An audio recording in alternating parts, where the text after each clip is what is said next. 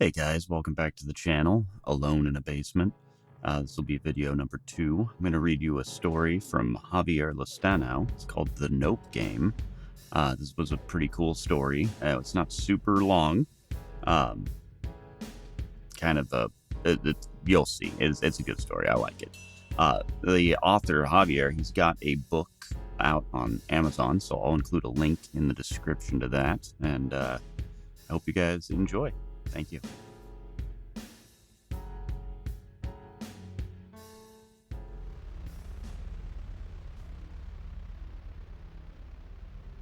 couple of years ago, I was what you would call a bit of an edgelord. I was obsessed with disgusting and scary images, offensive humor, and no right was more important to me than my free speech, which mostly meant throwing slurs at people over voice chat. I'm not sure if I can say I'm a better person now or more mature, but thinking or acting in the way I used to usually results in me running to throw up. I can barely witness anything gory or offensive without it instantly relating to myself and getting flooded with unwanted images that escalate. I've turned into the guy who DMs you and thanks you for trigger warnings, saving me from getting violently ill at work. As you might have guessed, I did not suddenly mature a lot in a couple of years. This is the effect of trauma. PTSD, as my therapy called it, although he does not believe in the events that caused my PTSD. He has a theory that it was a nervous breakdown over years of desensitizing myself, coupled with false memories and other junk. Maybe that is what my insurance is paying him for, not to fix me, but to give me an alternative explanation that is a lot less disturbing than what happened that night. I used to work second shift customer service, heavily unsupervised, so after the first shift was completely gone, we would regularly drink and do drugs to make it through the evening. We kept a group chat where we would post crazy stuff, making each other crack up in the middle of calls. Also, we had this gamer girl we worked with who always shared video game memes and stuff like that. And one day she starts chatting about this thing called the Nope Game. She said it was like a video compilation of messed up stuff, and the challenge is to see how long you can watch it without shutting it off or turning away. Well, it sounded like something hilarious to do. But the more we looked into it, the more we realized it is not a video that is out there. It is a specific stream you need to know about, as it is almost always streaming through different platforms with brand new accounts. So after hours of digging, we found out that one was happening in a few days around midnight. That was perfect. Normally we get out at around 11 and hit up a diner to get drinks and breakfast food. So we were going to do that instead. One guy was joking about watching people dying videos to condition himself to win. Another said it would be all cringe stuff or extreme fetish stuff. In hindsight, we were so naive, acting though and even salivating at the prospect of showing how crazy we were. The night of the transmission, all 5 of us went to the gamer girl's apartment, basically just a bedroom and a living room with stained carpets and empty takeout containers everywhere. Her computer was actually in her bedroom. So we all piled in there however we could, on her bed or sitting on the floor, or just standing around. We had been drinking and smoking since we got off work, but let me just say we were still pretty level-headed. We had all gotten perfect scores on calls while being a lot more messed up than we were. The gamer girl set up a recording app so we could re-watch the Nope Game later, or maybe even do our own streams of it. We figured that is how these things spread. Anything that goes online gets shared to death, and people move on to the next thing once it gets boring. We were just early adopters of this Nope Game. At this point, I realized I'd been stalling a little, because I do not really want to write about it. Anyone who reads this will probably find it stupid or silly, like somebody else's nightmare, but that was a real nightmare we shared. There was an old-timey countdown reel, and then the transmission started. It was just a teenage Asian girl in a hospital gown, sitting on a metal chair in some sort of clinical room that was white and spotless. Literally, as soon as it started, she said 1 in perfect, unaccented English, making me think this was filmed somewhere here in the US. 2, she said, and something squirmed in my stomach. 3, The gamer girl's arms twitched hard, startling all of us. It was like a spasm moved through us like a wave. Despite the booze or pills or weed, I did not feel numb at all. I felt tense, exposed, and raw, transfixed. 4, And I realized only 4 seconds had gone by, but I wanted to leave. More than anything, I wanted to leave. 5, She counted, and her skin glitched, not like she was a 3D model. Instead, it looked like flesh and bones spiked a little in random directions and turned to normal. One of the guys we were with yelled "nope" and ran out of the room. Although I felt trapped, not even my gaze could follow him. We did not taunt him for chickening out, we just sat there. I think somebody in the room was sobbing softly, but I could not turn to see who it was, and nothing bad had started yet. It was just a vibe being pumped into the room through the monitor like some sort of gas. It would not get really bad until she hit the first minute. By then, her skin and bones regularly glitched and spiked and moved like an equalizer. I tried putting my hand between myself and the twisting chaos that was that monotone girl. But when I looked at the back of my hand, the skin was rippling, like a wet surface that a drop of water had fallen into.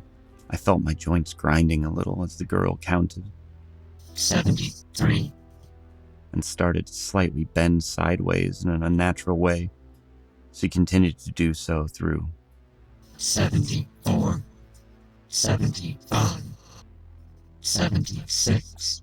She kept bending like some sort of snake, and I felt my joints start to strain and move in weird ways. I was not moving a single muscle, but it felt like my bones were doing their own thing. Another customer service associate started to run, but he fell over, 84, and he got up, 85, and he fell again. Out of the corner of my eye, I could see his flesh moving like waves, his limbs curving in strange ways. It took a few tries, but he was out of the room before she declared. 100, It was no longer a challenge. It had stopped being one long ago. At this point, I was trapped, watching the girl on the screen spiral into herself. The gamer girl was having spasms, making loud, wet breathing noises behind me.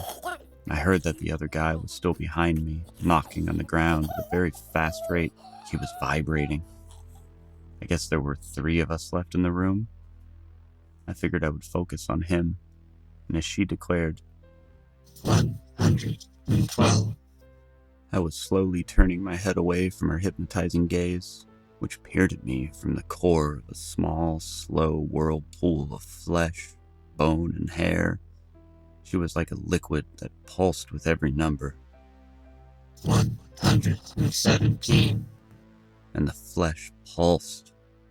118, It was like a visualizer of dread, spiking and shifting with my terror, but little by little I turned my head away, past what felt natural. By the time she said, 122, I was looking at the guy behind me. I do not know what was more horrifying, the fact that my neck must have been turning a full 180 degrees, or that he was pulsating and warping, glitching even more violently than the gamer girl. One of his fists was jackhammering at the floor, making a very rapid thudding sound, with blood starting to pool in that spot. At 136, I was granted a distraction. The people outside were screaming, yelling to us to get out, but they dared not come in for us. I started to roll, slither in ways I'm not sure I can describe. I felt loose, rubbery, like I was melting, like some sort of trip or nightmare, except I had never felt more sober. 149, I finally made it to the door. Somebody opened it and dragged me out while screaming, "Just look at him! Oh my God! Oh my God!" Once outside the room and with the door closed, I could feel the dread still thick in my head, but with the voice muffled, it was starting to subside. It was being replaced by a sort of stiffness and excruciating pain, like I had fallen down 2 flights of stairs to get away from that computer monitor. The people in the room with me were counting, but it was something else. 1, and they got into position. 2, and I realized they had pillows duct taped over their ears. 3, and they ran into the room, emerging several moments later with the gamer girl. She looked big, uncomfortably and painfully big and bloated for a second, and she started to deflate into what I normally associated with her scrawny, emo self. There was a little blood on the corner of her mouth. She was breathing. Her bloodshot eyes darted side to side and finally rested in the middle.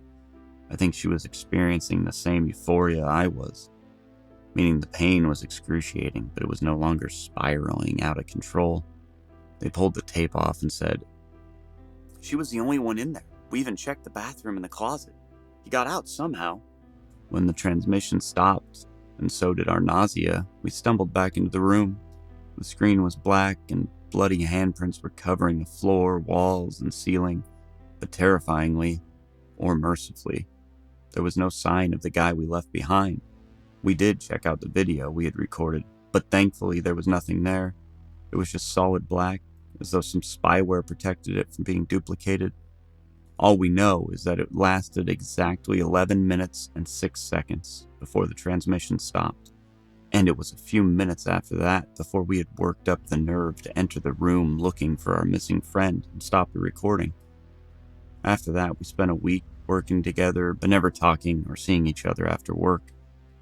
Our customer service scores dropped, and HR asked us what happened to our coworker after his third no-call, no-show.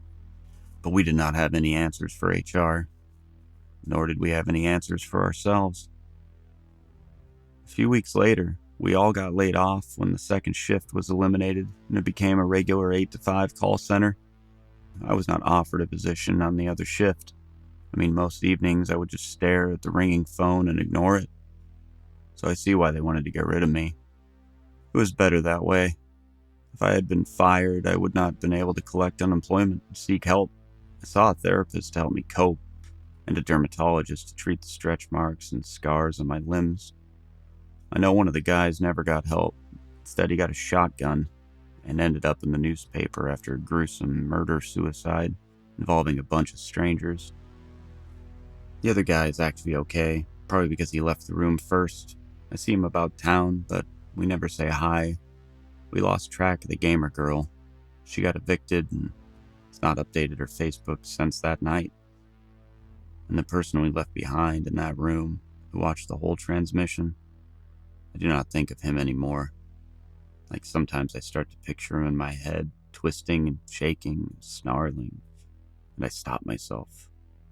If I think of him, I'll just make myself sick, so I try not to. Nope.